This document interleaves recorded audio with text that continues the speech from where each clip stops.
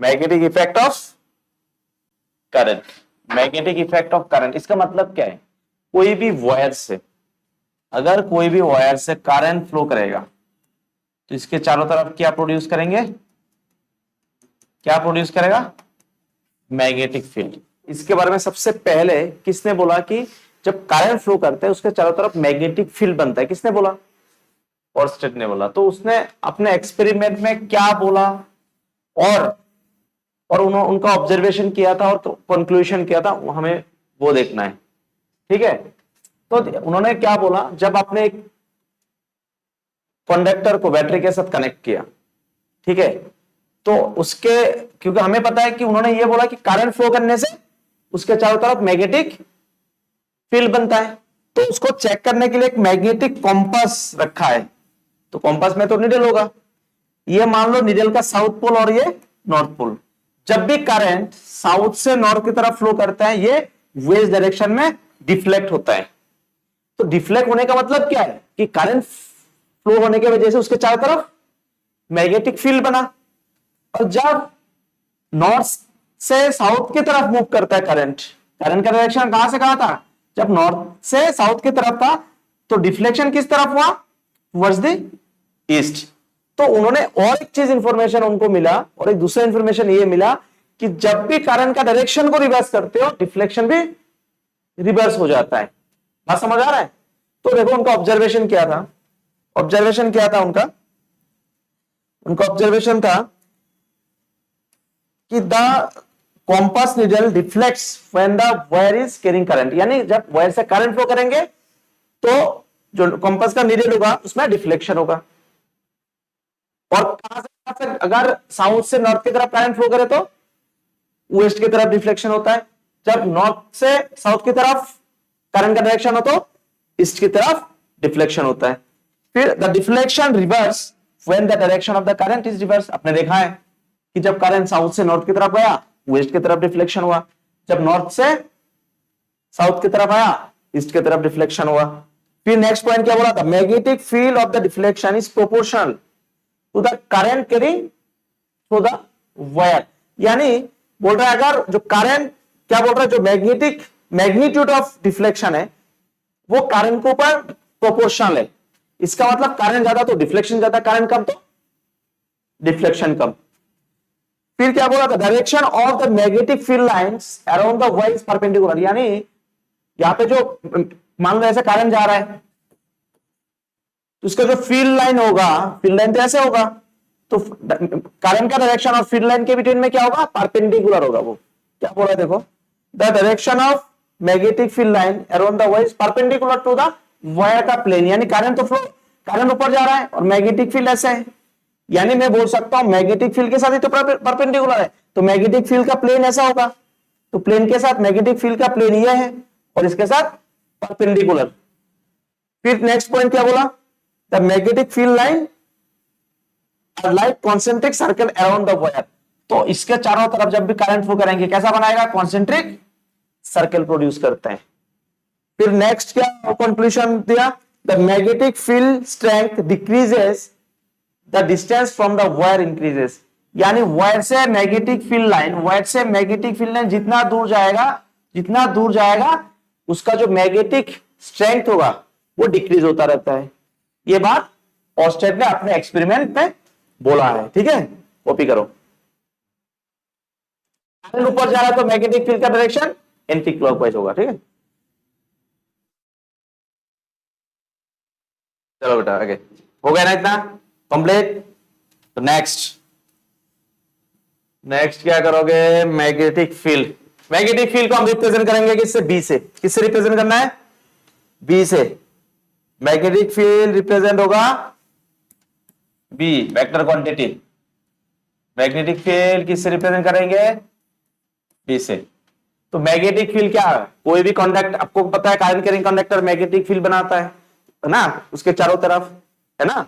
तो उसके जो एरिया है जहां तक मैग्नेटिक फील्ड बन रहा है कैसे पता चलेगा? अगर उसमें कोई फोर्स एक्सर्ट होता है तो उसी एरिया को बोलेंगे magnetic field. Magnetic field is the region around a magnetic material,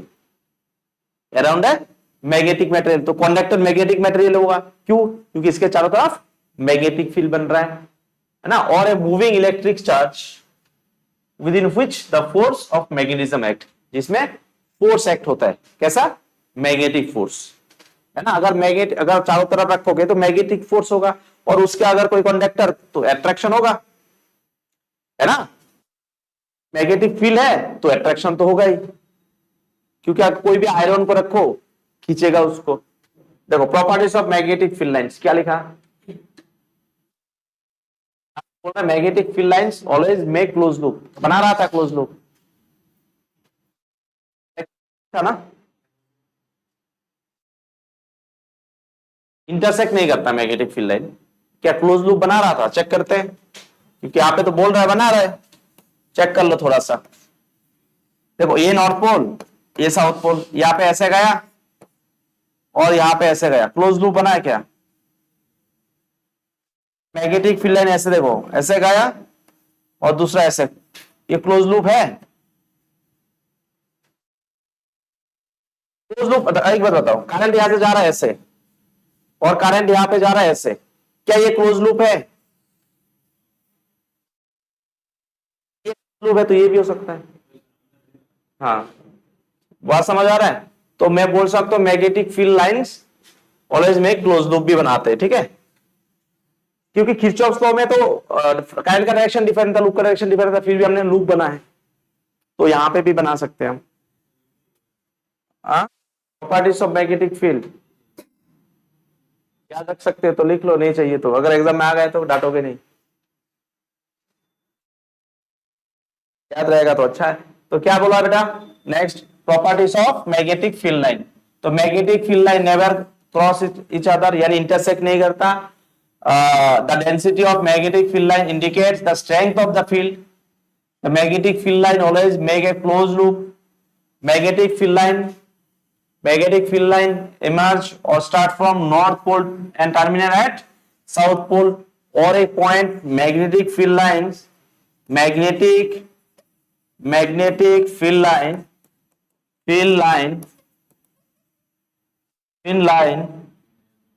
magnetic field line comes closer nearer the pole, यानी पोल के नजदीक, है ना, पोल के नजदीक मैग्नेटिक फील्ड लाइन क्लोज हो जाता है। बायो सावर्ट्स लॉ मिलेगा आपको, बायो सावर्ट्स लॉ। यहां उन्होंने क्या दिया बेटा, उन्होंने ये बताया कि मैग्नेटिक फील्ड अलग अलग पॉइंट्स में अगर कोई कंडक्टर से करंट फ्लो करता है तो मैग्नेटिक फील्ड का मैग्नीट्यूड कितना होता है, उसका वेक्टर फॉर्म क्या है, ये इनके बारे में किसने बोला?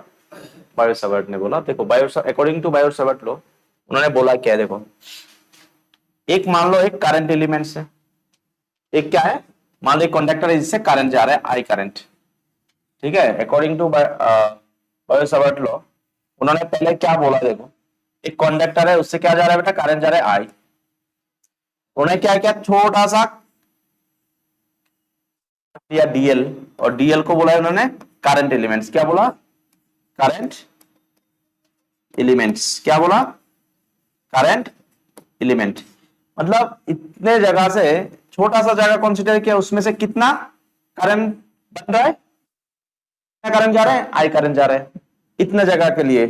तो इस इतने जगह के लिए, इस करंट एलिमेंट्स के लिए, है ना, मान लो कहीं पे यहां पे इस पॉइंट में, मान लो ये पी पॉइंट है, इस पे मैग्नेटिक फील्ड बन रहा है डीबी।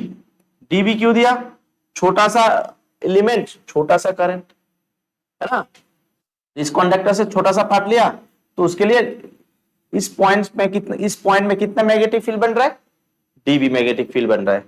तो इस जगह से कितना डिस्टेंस में है वो, मैंने बोला आर डिस्टेंस में, और आर तो डिस्प्लेसमेंट है ना, तो कितना ये वेक्टर क्वांटिटी होगा, ये भी वेक्टर क्वांटिटी होगा, दोनों वेक्टर क्वांटिटी है, ठीक है। तो इनके बिटवीन में जो एंगल है मैंने बोला वो थीटा है, किसका, dl vector and r vector के बिटवीन में एंगल कितना है, थीटा है। तो फिर उसके बाद उनके हिसाब से उन्होंने बोला अकॉर्डिंग टू वही बायो सावर्ट लॉ, उन्होंने बोला जो जब कंडक्टर से करंट फ्लो करता है उसके वजह से जो मैग्नेटिक फील्ड बना, the magnitude of magnitude of magnitude of magnetic field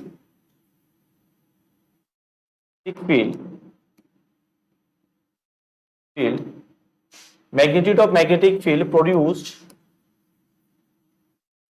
due to real elements है ना, ड्यू टू किसके वजह से मैग्नेटिक फील्ड बन रहा है, due to current carrying conductor लिख दो, due to current carrying conductor है ना, और बोल सकते हो ड्यू टू डीएल एलिमेंट्स है ना, करंट एलिमेंट्स की वजह से, और बोल सकते हो due to current elements, due to current elements. कितना बन रहा है बेटा, बोल रहा है डीबी जो है वो डायरेक्टली प्रोपोर्शनल होगा, डायरेक्टली प्रोपोर्शनल होगा किसके साथ, डायरेक्टली प्रोपोर्शनल किसके साथ होगा, करंट के साथ। करंट ज्यादा करोगे, करंट जितना ज्यादा फ्लो होगा यहां से उतना ज्यादा स्ट्रेंथ बनेगा है ना, मैग्नीट्यूड बनेगा, ज्यादा मैग्नीट्यूड मिलेगा, ज्यादा वैल्यू मिलेगा इसका मैग्नेटिक फील्ड का। और डीबी किसके साथ प्रोपोर्शनल है, किसके साथ प्रोपोर्शनल है, रियल एलिमेंट्स के साथ है ना, रियल एलिमेंट जितना ज्यादा होगा मैग्नीट्यूड उतना ज्यादा होगा मैग्नेटिक फील्ड का। और डीबी और किसके साथ प्रोपोर्शनल होगा, तो यहां पे एंगल बन रहा है ना, तो साइन थीटा के साथ भी प्रोपोर्शनल होगा एंगल के साथ। और डीबी किसके साथ प्रोपोर्शनल होगा, आर के साथ, यानी 1/r², यानी वायोसावर्ट लॉ भी इनवर्स लॉ को फॉलो करता है ना। इसे इसको इक्वेशन 1 मान लो, 2 मान लो, 3 4, तो बोल सकते हो फ्रॉम इक्वेशन 1 2 3 एंड 4 आपको क्या मिलेगा, dv इज प्रोपोर्शनल टू है ना dl साइन थीटा, और r² नीचे है तो r²। मैं अगर प्रोपोर्शनल साइन को हटाऊंगा तो मुझे कांस्टेंट टर्म मिलेगा, is equal to ki dl sine theta by r²। K आपका कांस्टेंट है। एक चीज याद रखना है एग्जाम में ना, इसमें लिखना है इसके theory part, dv is directly proportional to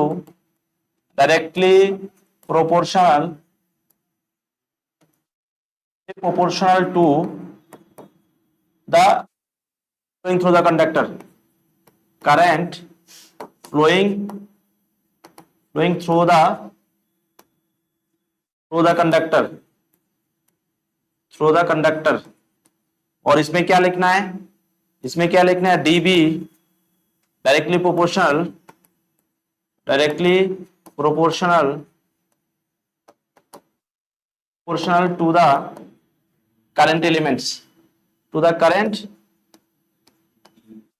current elements, directly proportional to the current elements। और इसमें क्या लिखना है, dB directly proportional to the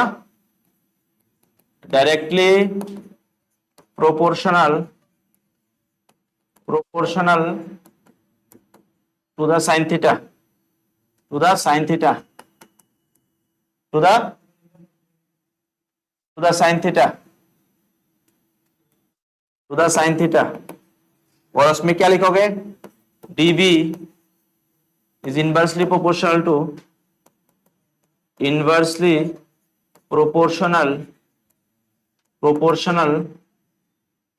the square of distance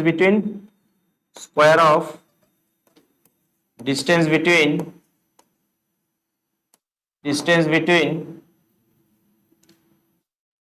real vector and the point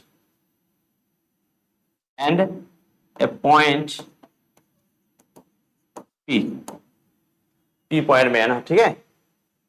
यानी P पॉइंट में क्या होगा, P point में आपको क्या मिल रहा है, dV मिल रहा है, dV वेक्टर मिल रहा है ना, ठीक है। मैग्नेटिक फील्ड P पॉइंट में मिल रहा है उसके साथ, क्या इनवर्सली प्रोपोर्शनल है। ठीक है, तो ये लिखना है। उसके बाद आप यहां पे ध्यान दो, के जो है ना, के क्या है आपका, यहां पे लिखना है वायर के क्या है बेटा, के क्या होगा, इलेक्ट्रोमैग्नेटिक कांस्टेंट है ना, कांस्टेंट ऑफ प्रोपोर्शनल बोलोगे। और उसका कांस्टेंट ऑफ प्रोपोर्शनल मतलब कौन है ये के कौन है, क्या ये कांस्टेंट ऑफ प्रोपोर्शनलिटी। और क्या बोलोगे इसको, इलेक्ट्रोमैग्नेटिक कांस्टेंट। क्या बोलना है, इलेक्ट्रोमैग्नेटिक कांस्टेंट। और इसका वैल्यू होगा k is equal to mu naught by 4 pi, और इसका वैल्यू 10⁻⁻⁷ टेस्ला। टेस्ला यूनिट होता है मैग्नेटिक फील्ड का। ठीक है, और म्यू नॉट क्या होता है, परमिएबिलिटी, परमिटिविटी नहीं, परमिएबिलिटी। इलेक्ट्रोस्टैटिक में क्या होगा, परमिटिविटी। और यहां पे है म्यू नॉट क्या है बेटा, permeability, permeability in free space, in free space. और इसका वैल्यू क्या होगा, और म्यू का वैल्यू क्या होगा, और म्यू का जो वैल्यू है वो है 4 pi into 10⁻⁻⁷ tesla metre ampere inverse. उठा लिया, जब बोलूं तो बात मना करो। ठीक है, क्यूआई क्वेश्चंस कलेक्ट करो। क्या बोल रहा है बेटा, बायो-सावर्ट लॉ एंड नेक्स्ट क्या टॉपिक है, Biot-Savart law and Coulomb's law में क्या डिफरेंस है। देखो बायो-सावर्ट लॉ क्या बोल रहा है, बोलो बायो-सावर्ट लॉ क्या दे रहा है बेटा, डीबी इज इक्वल टू के I DL sine theta by,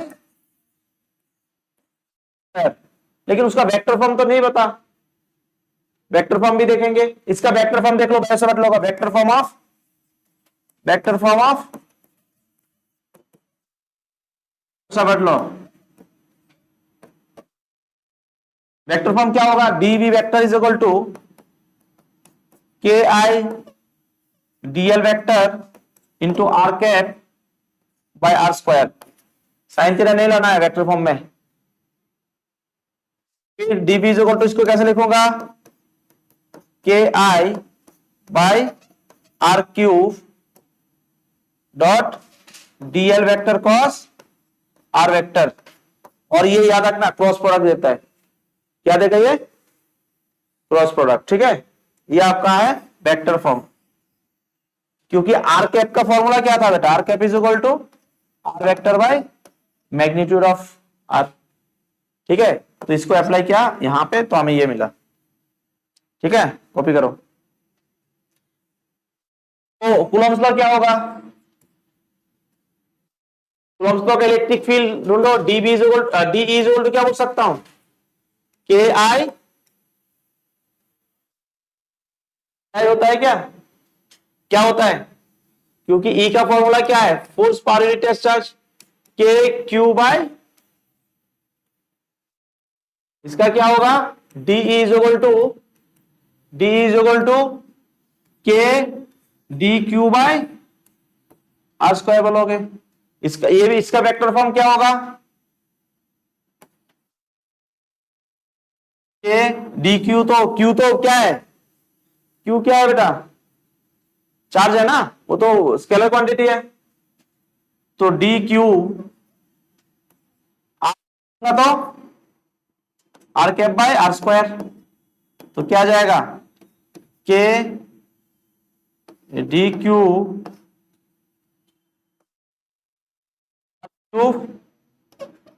are vector d vector आ जाएगा। ठीक है, तो दोनों में डिफरेंस देख लो। के इज इक्वल टू क्या होगा,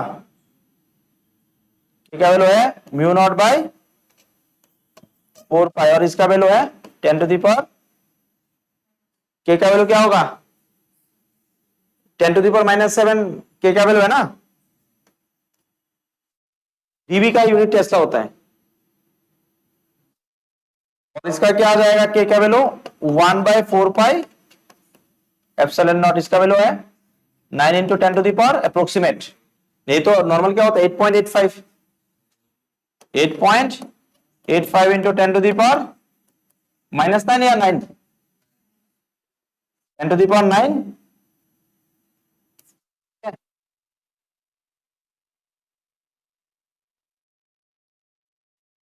चलो उठा लिया।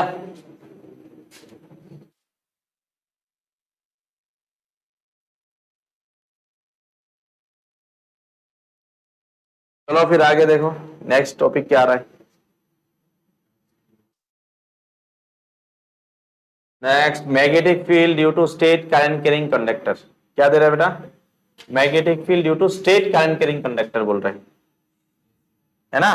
तो देखो ये तो नॉर्मल मेथड से यानी फाइनाइट लेंथ के लिए, ये इसका डेरिवेशन नहीं है सिलेबस में, ठीक है।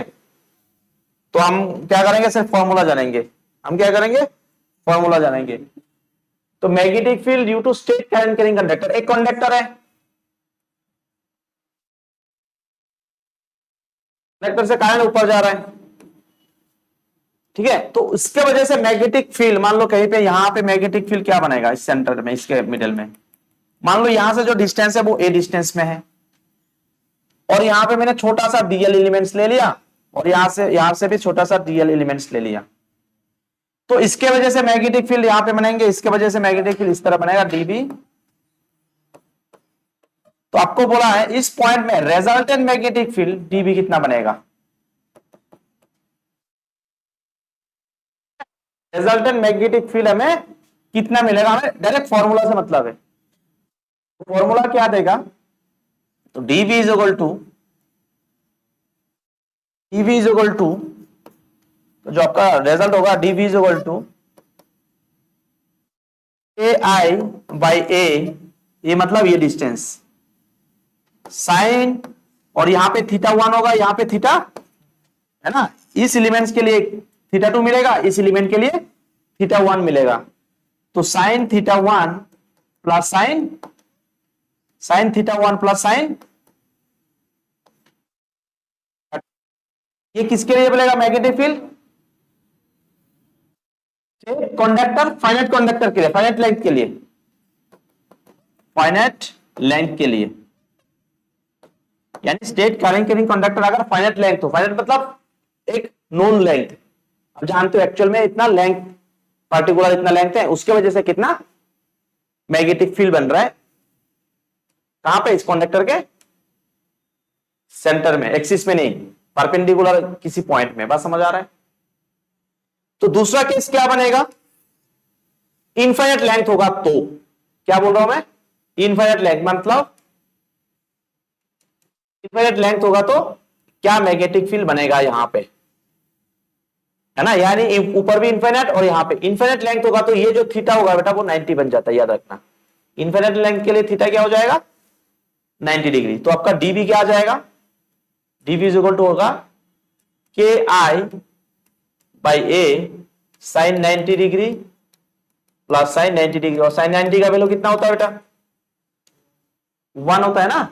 तो आपको रिजल्ट दे देगा 2 KI/A, ये डीबी मिलेगा इनफाइनाइट लेंथ के लिए, है ना, इनफाइनाइट लेंथ के लिए, ठीक है। और एक कंडीशन है, अगर तो कंडक्टर के एक साइड में इनफाइनाइट है और दूसरे एक कंडक्टर के एक साइड के कोई परपेंडिकुलर डिस्टेंस में किसी पॉइंट में आपको मैग्नेटिक फील्ड चाहिए, तो एक तो 90 डिग्री दे देगा, सॉरी एक क्या देगा, एक तो 90 डिग्री देगा, ये इनफाइनाइट तक जा रहा है तो ये 90 डिग्री देगा, और दूसरा तो एंगल है ही नहीं। तो इसका डीबी क्या आ जाएगा बेटा, डीबी इज इक्वल टू के आई बाय, ये बेस फॉर्मूला है, इसको याद रख लेना है, साइन एक मिला 90 डिग्री प्लस साइन 0 डिग्री, तो आपका क्या आ जाएगा, के आई बाई ए आ जाएगा डीबी। क्लियर हुआ कि नहीं। तो ये फॉर्मूला आपको याद रखना है, ठीक है। एग्जाम में डायरेक्ट पूछेगा, कभी कभी फॉर्मूला भी डायरेक्ट पूछा जाता है। मैग्नेटिक फील्ड का डायरेक्शन क्या यूज करोगे डायरेक्शन के लिए, right hand right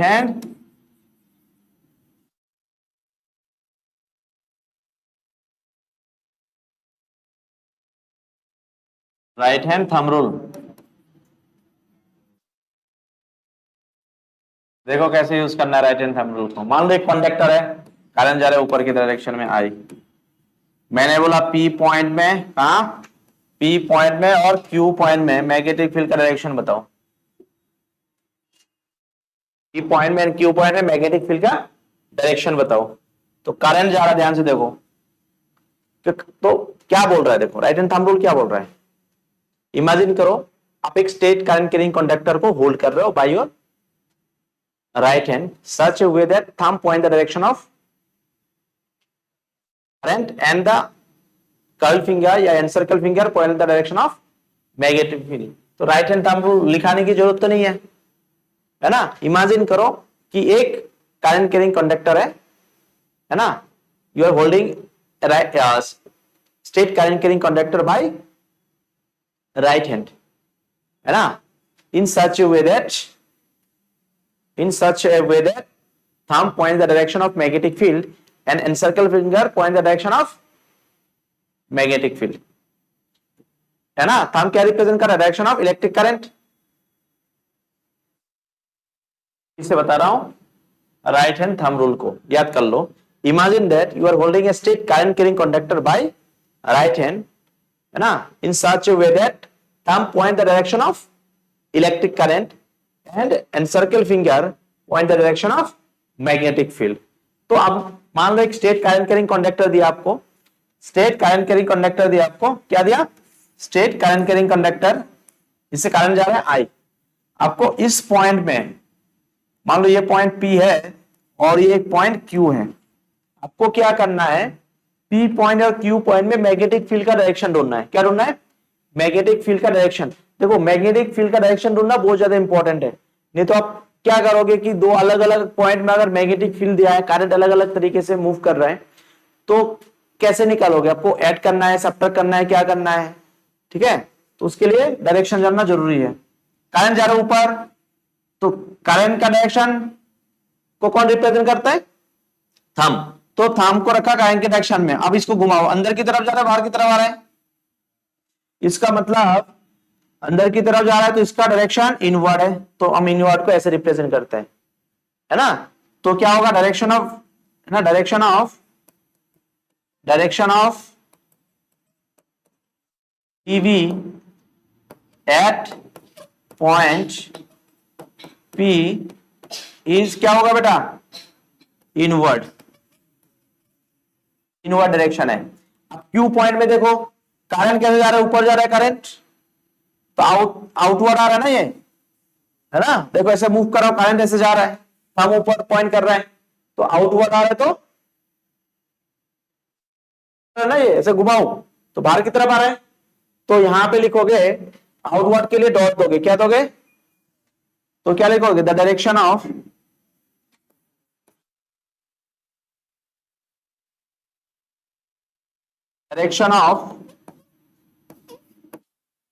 PV at point Q is inward। याद रखना ये बात, यानी इनवर्ड डायरेक्शन में है।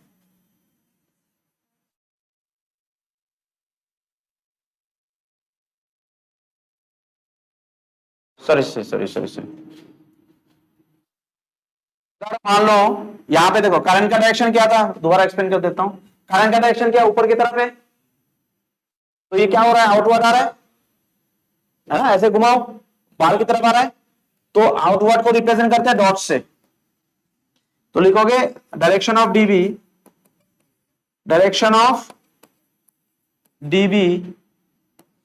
एट पॉइंट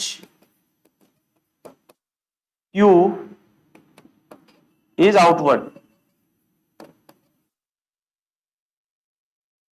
क्या आउटवर्ड है, ठीक है।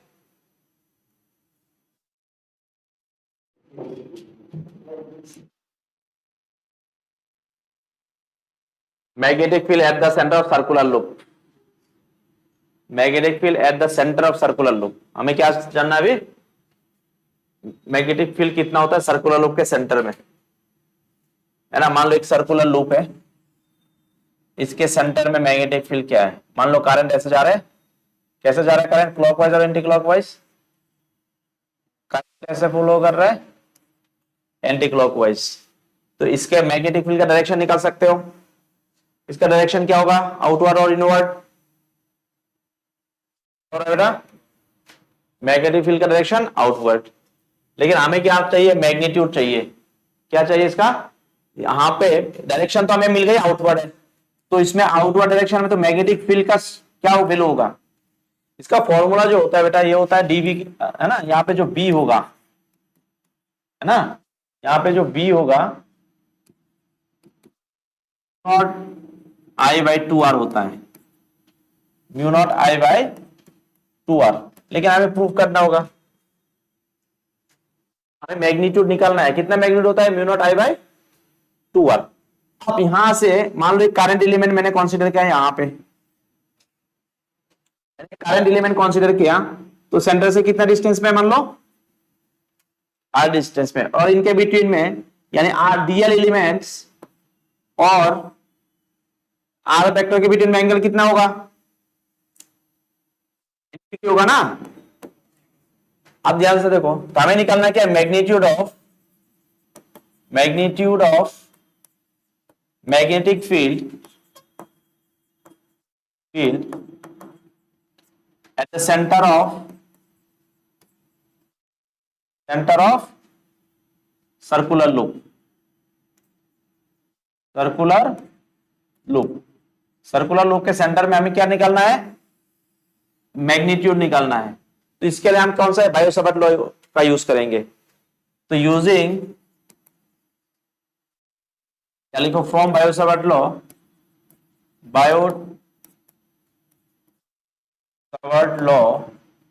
we have dV is equal to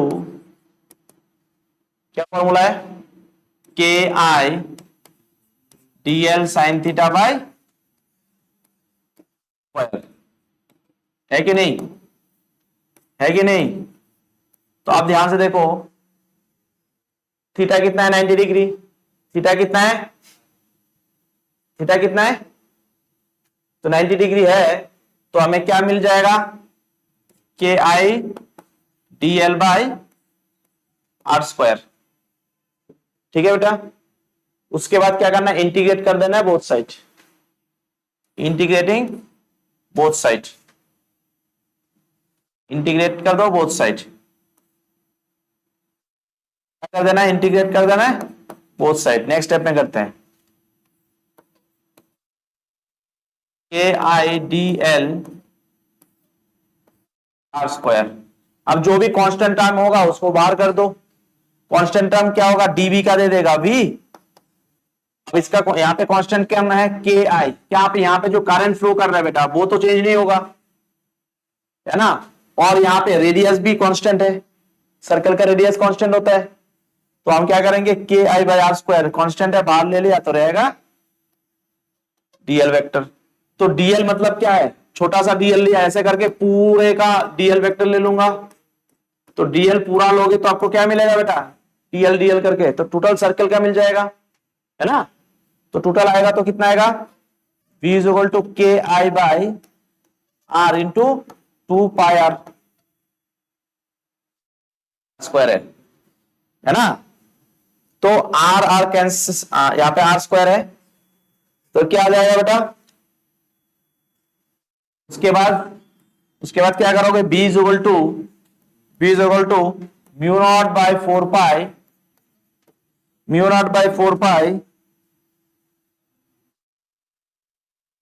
के I into 2 pi are by are square. तो बेटा आर आर कैंसिल, 4 2 से काट दो, 2 पाई पाई कैंसिल, ठीक है। के कहां से आ गए फिर से, v इज इक्वल टू क्या आएगा, म्यू नॉट बाई 4 पाई आई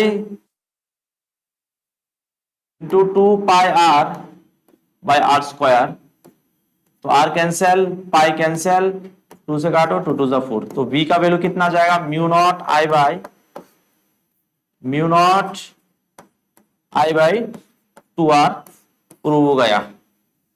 ठीक है, तो हमें क्या मिला बेटा, मैग्नीट्यूड ऑफ मैग्नेटिक फील्ड मिला कहां पे, eight the centre of circular loop. तो पूरे सर्कल के सेंटर में क्या था, बी कितना था बेटा, करंट अगर ऐसे फ्लो करे तो mu naught I by 2r, तो हाफ में क्या होगा, यहां पे कितना होगा, ऐसे फ्लो करे तो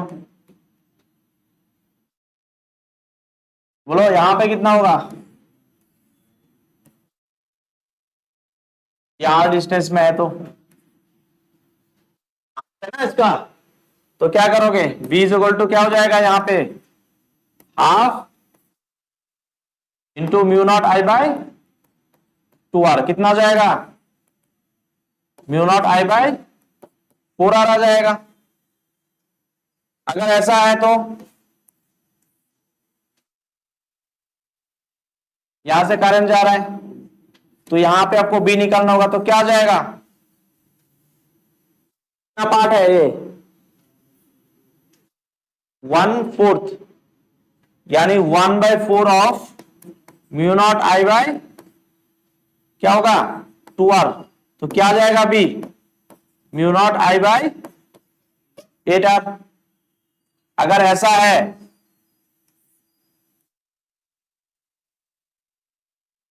जा रहे हैं यहां से तो यहां पे बी चाहिए, तो बी निकालो, आ जाएगा बेटा बी, यानी 4 पार्ट में से 3 पार्ट, तो क्या बोलोगे 3/4 mu naught I by 2r, तो बी का वैल्यू कितना आ जाएगा, 3 mu naught I by 8r। अगर अब क्वेश्चन है ये अगर हुआ तो कैसे जा रहा है, मैग्नेटिक फील्ड का डायरेक्शन तो निकाल दोगे है ना, राइट हैंड थंब रूल से। अब यहां पे बी निकाल के बताओ, अब इसके लिए एक फॉर्मूला दे रहा हूं ध्यान से, तो बी इज इक्वल टू के I theta by R, that is mu naught by 4 pi I theta by R. याद रख लेना, ये फॉर्मूला इंपॉर्टेंट है जब थीटा होगा तो, याद रख लेना बेटा। क्वेश्चन में क्या बोला है, क्वेश्चन में बोला है a wire placed along a north south direction carries a current of 8 ampere from south to north. ठीक है, तो यहां पे बोला क्या है, एक कंडक्टर है ना, तो साउथ टू नॉर्थ रखा है और साउथ से नॉर्थ की तरफ 8 एम्पियर करंट फ्लो कर रहा है, और यहां पे इस कंडक्टर से डीएल एलिमेंट्स लिया, उसका लेंथ कितना है, डीएल एलिमेंट का length 1 centimetre, that is 10⁻⁻² metre. और फिर नॉर्थ ईस्ट में यानी यहां पे देखो है ना, ये ईस्ट है, ये ईस्ट है, तो नॉर्थ ईस्ट यानी यहां पे डीबी आपको मैग्नेटिक फील्ड मिलेगा, और कितने डिस्टेंस में है 200 सेंटीमीटर, 200 सेंटीमीटर आपका आर है, दैट इज 2 मीटर। ठीक है, और थीटा कितना बन रहा है नॉर्थ ईस्ट में 45 डिग्री। तो आपको क्या निकालने बोला, आपको क्या निकालने बोला, फाइंड द मैग्नेटिक फील्ड, है ना। तो फॉर्मूला क्या होता है, dB इज इक्वल टू के I DL sine theta by are square. तो dB इज इक्वल टू कितना आएगा, के है 10⁻⁻7, आई दिया 8 और dl है 10⁻⁻2, और साइन 45 का वैल्यू कितना है 1/√2, और r मतलब आर स्क्वायर यानी आर कितना दिया 2 मीटर, है ना, 2 मीटर यानी 2 का स्क्वायर, तो कितना आएगा,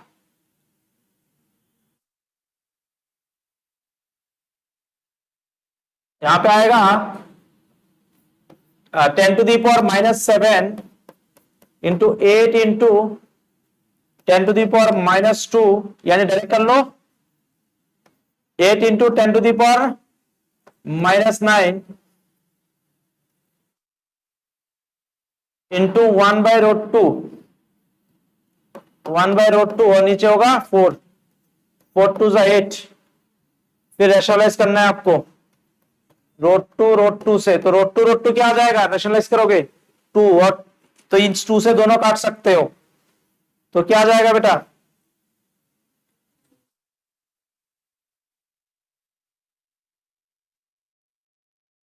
तो आएगा √2 इंटू 10⁻⁻⁻।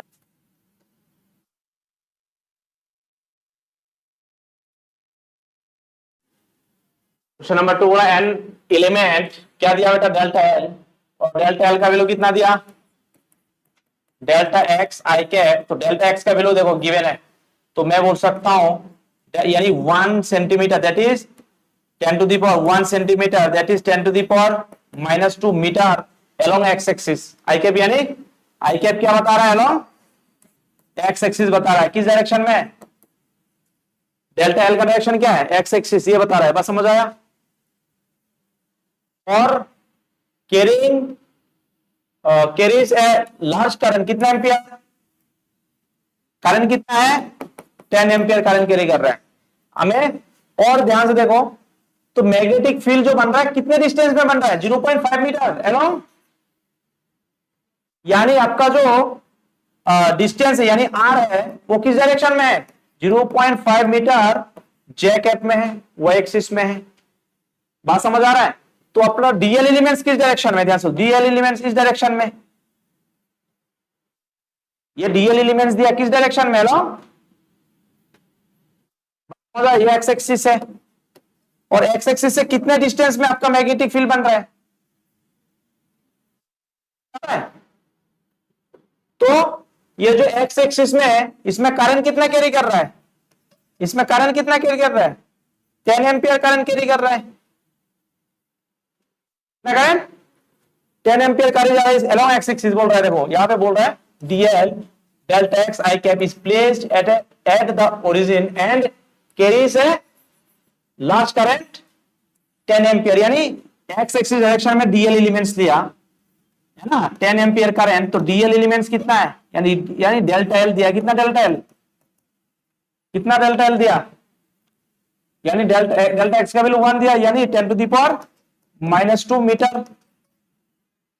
और मैग्नेटिक फील्ड कहां पे निकलने बोला, वाई एक्सिस में 0.5, यानी ये जो डिस्टेंस है आर 0.5 मीटर में आपको मैग्नेटिक फील्ड मिलेगा, और वो कितना है वो निकलना है इस पॉइंट में मैग्नेटिक फील्ड। तो क्या आ जाएगा, d v equal to, formula क्या होता है,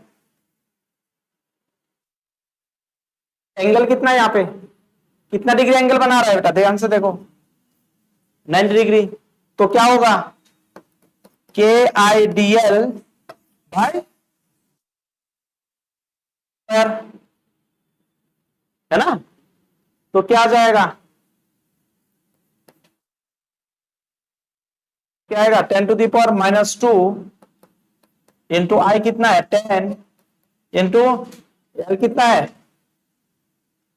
डीएल कितना है, यानी डीएल मतलब डेल्टा एल जो भी है 10⁻⁻2, यहां पे 7 होगा ना, के का वैल्यू, के का वैल्यू 10⁻⁷, और नीचे क्या आएगा बेटा, आर कितना है 0.5 मीटर या सेंटीमीटर है, 0.5 मीटर, यानी मैं बोल सकता हूं 5 इंटू 10⁻⁻2 का सॉरी -1 का स्क्वायर, मैंने पॉइंट हटा दिया, तो क्या जाएगा 10⁻⁷ इंटू 10 इंटू 10⁻⁻2, और ऊपर क्या आएगा, डायरेक्ट ऐड कर दो ना, 10 इंटू 10⁻⁹, और ये आएगा 25 इंटू 10⁻⁻2, काट दो, से काटो, 5 2 जा 10, 5 से काटो 5 5 जा 25, तो आपका कितना आ जाएगा बेटा रिजल्ट, में रिजल्ट कितना आएगा, d v is equal to 0.4 into 10⁻⁻7, और मैं क्या लिख सकता हूं 4 इंटू 10⁻⁻⁷, -8 टेस्ला। क्या बोला है क्वेश्चन में, देखो, a current of 1 ampere is flowing in a sides of an equilateral triangle. बना लो equilateral triangle, sides of equilateral triangle में कितना करंट फ्लो कर रहा है, हमें बोला नहीं किस डायरेक्शन में करंट, अब कैसे भी दो, कितना करंट फ्लो कर रहा है, 1 एम्पियर करंट फ्लो कर रहा है, ठीक है। और इनका साइड्स कितना दिया, इक्विलेटरल ट्रायंगल का साइड कितना दिया, यानी आपका जो साइड्स है इक्विलेटरल ट्रायंगल का जो साइड दिया है 4.5 इंटू 10⁻⁻2 मीटर, कितना दिया, 4.5 into 10⁻⁻2 metre. Find the magnetic field at the centroid of the equilateral triangle के सेंटर में आपको मैग्नेटिक फील्ड ढूंढना है, at the centre of equilateral triangle. तो ध्यान से देखो, हमें तो नहीं पता साइड कितना है बेटा, साइड का वैल्यू गिवन है। मान लो इसका साइड ए है, इसका साइड भी ए है, तो इसका साइड भी, समझ आ रहा है। तो आप ध्यान से देखो, तो आपको ये फाइनाइट लेंथ, फाइनाइट है इनफाइनाइट है, बताओ। यहां पे एक वायर, फिर यहां पे एक वायर, यहां पे वायर, यानी फाइनाइट लेंथ है। कितना फाइनाइट लेंथ है, यहां पे 3 फाइनाइट लेंथ है। तो इस सेंटर में, सेंटर मतलब इसके सेंटर में इक्विलेटरल ट्रायंगल के, तो यहां से मान लो कौन सा डिस्टेंस है, मान लो आर डिस्टेंस में है। यहां पे हमें मैग्नेटिक फील्ड डी भी निकलना है, कौन से डिस्टेंस में, आर डिस्टेंस में।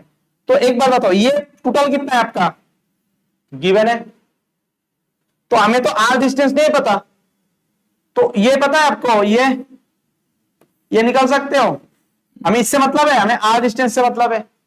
अगर ये पूरा इतना है तो मैं ये वाला बोलूं ए बाई, तो a/2 कितना आएगा, दैट इज 4.5 इंटू 10⁻⁻2/2। तो कितना आएगा, 2.25 इंटू 10⁻⁻2 मीटर आएगा आपका a/2, आया ना। तो अगर a/2 मिल गया तो ये भी मिल जाएगा आपको। आपको चाहिए क्या, अब यहां पे एंगल कितना है, इक्विलेटरल ट्रायंगल है, तो ये एंगल कितना होगा,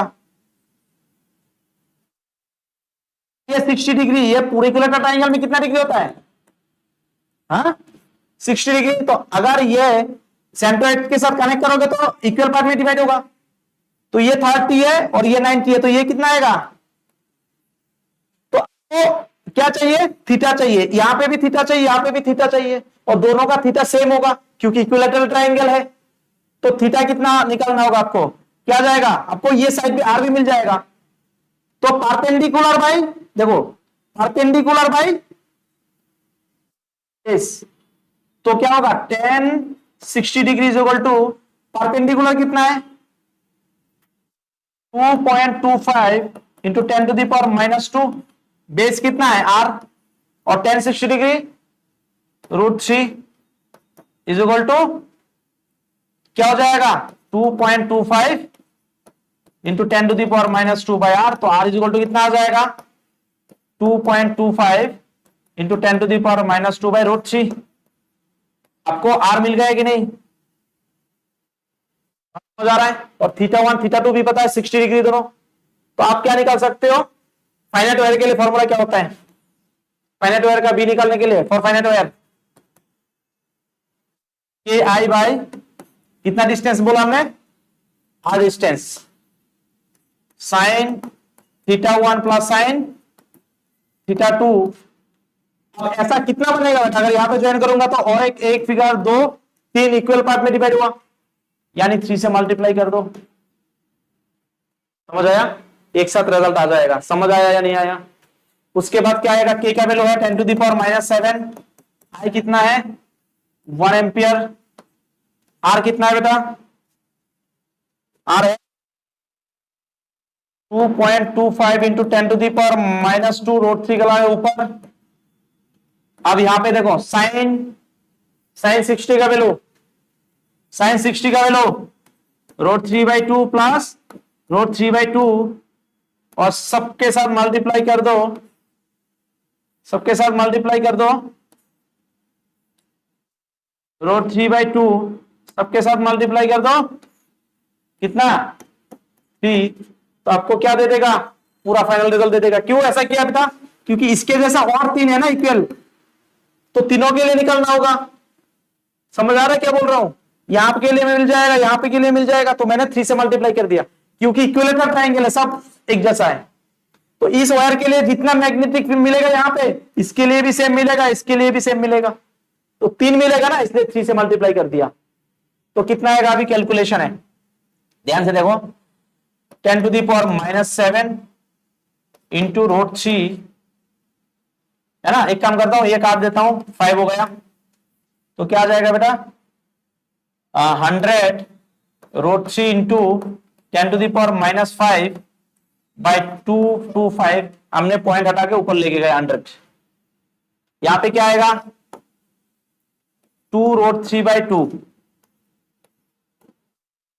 2√3/2, यहां पे क्या हो जाएगा, इंटू 3, तो क्या आएगा बेटा, यहां पे ध्यान से देखो, 5 से काटो तो कितना आएगा, हाँ 20, 5 से काटो तो कितना आएगा, 5 से काटो, 5 4 जा 20, 5 से काटो, 5 9 जा 45। अब ध्यान से देखो, √3 इंटू √3 या 2 कैंसिल, तो 4 तो पहले से, √3 इंटू √3 3, 3 इंटू 4 12, 12 इंटू 3 36/9 इंटू 10⁻⁻5, 9 से काटो कितना, आंसर आ जाएगा 4 इंटू 10⁻⁻5 टेस्ला। लो आपका क्वेश्चन।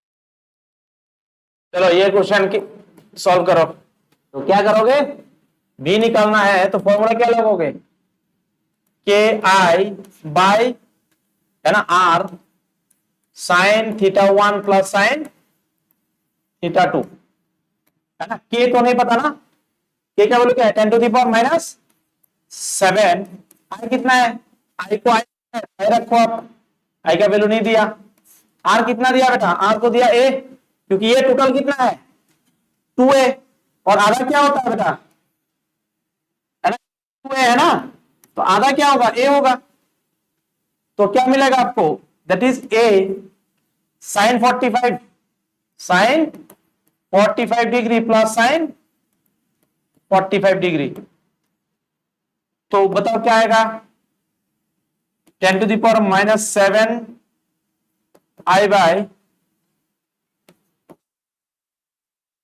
ए, बोलो साइन 45 डिग्री का वैल्यू, साइन 45 1/√2 प्लस 1/√2, तो क्या आएगा 10⁻⁻7 आई बाई ए,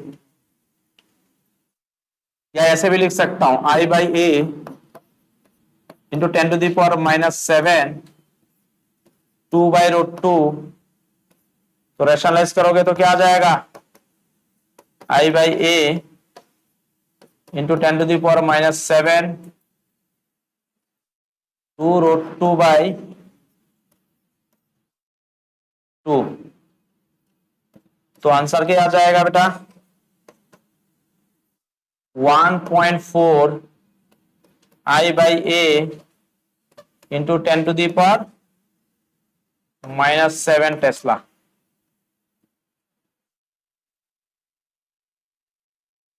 किसी को कोई दिक्कत है, यानी √2 का वैल्यू कितना है 1.4 लिया हमने approximate.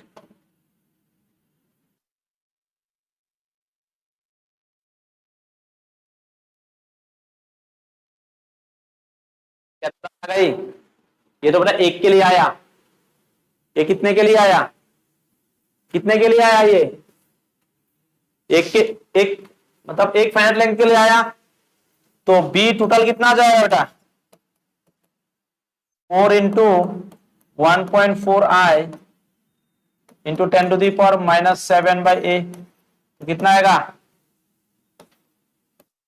0.6 I into 10⁻⁻7 by a, ये टोटल बी आएगा है ना पूरे स्क्वायर के लिए। ध्यान से देखो इस क्वेश्चन को, very very important question, very very important question. क्या बोला है देखो क्वेश्चन में, क्या बोला है, two parallel wires P and Q. अब बोलोगे पी क्यू वायर का है, ऐसा है, एक इनसाइड जा रहा है करंट, वायर से करंट अंदर की तरफ जा रहा है और दूसरा बाहर की तरफ आ रहा है। इमेजिन करो, एक अंदर की तरफ जा रहा है और दूसरा, उसके बाद यानी क्या बोल रहा है, और कितने सेपरेशन में रखा है, 6 सेंटीमीटर। कितना सेपरेशन में रखा है, 6 सेंटीमीटर में रखा है। और कैरिंग इलेक्ट्रिक करंट I1, इसमें कितना करंट, अंदर की तरफ करंट जा रहा है और इसमें बाहर की तरफ करंट आ रहा है। उसके बाद क्या बोला है, और करंट कितना है, I1 कितना है, I1 है 5 एम्पियर और I2 कितना, 2 एम्पियर। उसके बाद बोला है इन ऑपोजिट डायरेक्शन। हाँ, करंट, ये करंट जा रहा है अंदर की तरफ क्योंकि क्रॉस साइन दिया अंदर की तरफ, और ये करंट जा रहा है बाहर की तरफ आ रहा है, ठीक है, डिफरेंट डायरेक्शन में। फिगर भी गिवन है। उसके बाद क्या बोला, find the point on the line P Q. P Q line पे आपको क्या ढूंढना है, पॉइंट ढूंढना है जहां पे मैग्नेटिक फील्ड 0 हो जाता है। मान लो दोनों करंट है, इसमें करंट ज्यादा है, इसका मैग्नेटिक स्ट्रेंथ ज्यादा होगा, इसका करंट कम है, मैग्नेटिक स्ट्रेंथ है ना, इलेक्ट्रोमैग्नेटिक स्ट्रेंथ कम होगा। तो मान लो इस पॉइंट में, आर पॉइंट में हमें क्या मिलता है ना, बी नेट कितना आ जाता है, 0 आ जाता है। समझ आ रहा है, इसका मान लो इसका मैग्नेटिक फील्ड यहां पे आ रहा है, ऐसे आ रहा है, और इसका मैग्नेटिक फील्ड भी यहां पे आ रहा है, और ये डायरेक्शन तो अपोजिट है। तो ये इसका, ये देखो, ये आउटवर्ड आ रहा है ना, आउटवर्ड आ रहा है, तो ये कैसे घूमेगा, इस तरफ आएगा। मान लो ये इनवर्ड है तो इस तरफ जाएगा, मान लो इस तरफ, समझने के लिए, ये तो 3D फिगर है ना, तो अपोजिट डायरेक्शन है ना, तो यहां इक्वेशन अपोजिट हो गया तो बी नेट 0 हो गई। लेकिन आपको क्या निकालना है, एक्स निकालना है, कितने डिस्टेंस में। बात समझ आ रहा है। तो पहले आपको 2 भी मिलेगा, यानी बी I1 दे रहे B1, यहां पे मैग्नेटिक फील्ड क्या मिलेगा, इसकी वजह से B1 मिल रहा है और इसकी वजह से B2 मिल रहा है। नेट 0 होता है, इसका मतलब B1 is equal to B2। अगर नेट मैग्नेटिक फील्ड अगर 0 है, इसका मतलब क्या है, दोनों इक्वल है। तो इसका फॉर्मूला क्या होगा, यहां से मैग्नेटिक फील्ड का डिस्टेंस कितना है, जहां पे 0 हो रहा है, B1 निकालो अभी। B1 इज इक्वल टू क्या होगा, यही ऐसा वायर के लिए है ना, लॉन्ग वायर के लिए है, फॉर्मूला क्या होगा, फॉर्मूला क्या होगा, 2KI/A। ए क्या है बेटा, यहां से डिस्टेंस कितना है, R प्लस। समझ आया।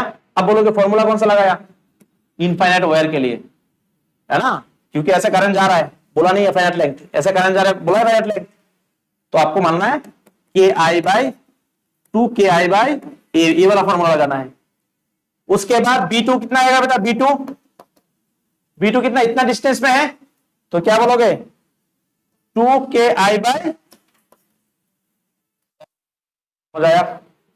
तो क्योंकि B1 और B2 इक्वल है, क्यों, क्योंकि नेट क्या हो रहा है, magnetic field, resultant magnetic field 0 है, ऐसा केस में हमेशा इक्वल कर देना, और आपको क्या आ जाएगा, B1 अगर B2 इक्वल है तो B1 इज इक्वल टू, अगर B2 है ना, if B1 is equal to B2 है, तो आपको क्या करोगे, 2KI/R plus X is equal to 2KI/X।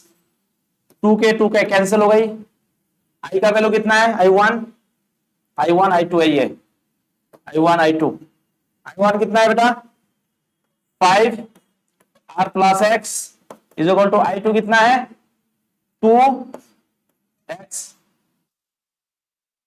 होगा। तो यहां पे आएगा 5X, यहां पे करता हूं, यहां पे आएगा 5X, यहां पे आएगा 5X, और यहां पे आएगा equal to 2R plus 2X। तो 5X minus 2X is equal to 2R, 3X is equal to 2R आ रहा है ना।